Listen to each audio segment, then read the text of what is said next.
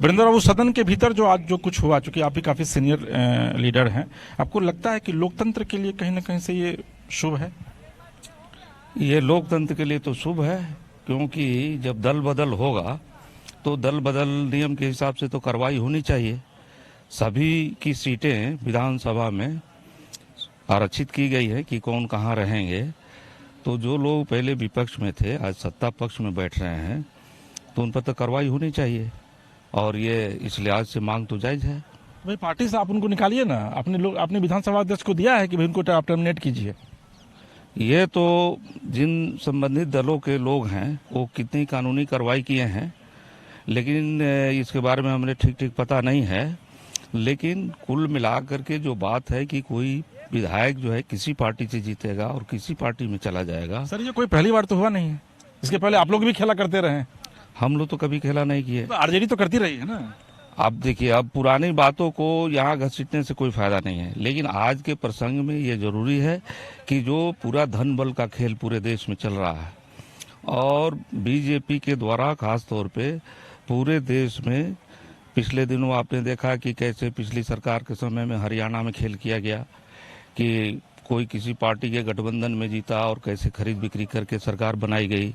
महाराष्ट्र में आपने देखा कि कैसे शिवसेना को 3 फाड़ में बांट दिया गया पैसे के बल पर। यह जो शरद पवार की नेशनल कांग्रेस है उसको कैसे तोड़ दिया गया। तो यहाँ आपने देखा कि कैसे एलजेपी को भी तोड़ दिया गया। तो ये खेल जो है बीजेपी जो है कॉरपोरेट ताकतों के बल पर जो कर रही है अडानी अंबानी के पैसे से, तो ये लोकतंत्र के लिए ज़्यादा खतरनाक है। और इस लिहाज से ये जो आज की मुख्यमंत्री की कुर्सी पर जाकर बैठ जाना खतरनाक नहीं है लोकतंत्र के लिए? मुख्यमंत्री की कुर्सी पर उन्होंने बैठा तो नहीं, जाके खड़े हो गए नहीं ना।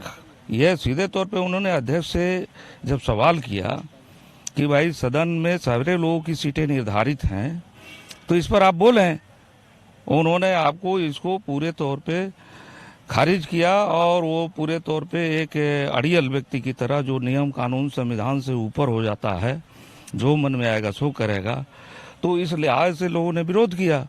ये कहीं भी लोकतंत्र में विरोध जो है वो जायज है।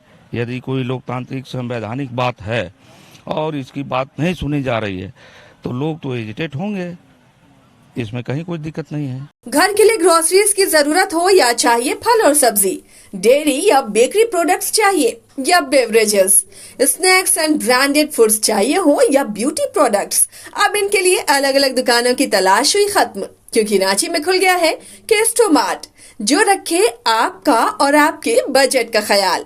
हर सामान पर 5% की छूट, होम डिलीवरी की सुविधा भी। आज ही पधारें। Kesto Mart, one-stop solution for every customer's requirements. Call 9153989339.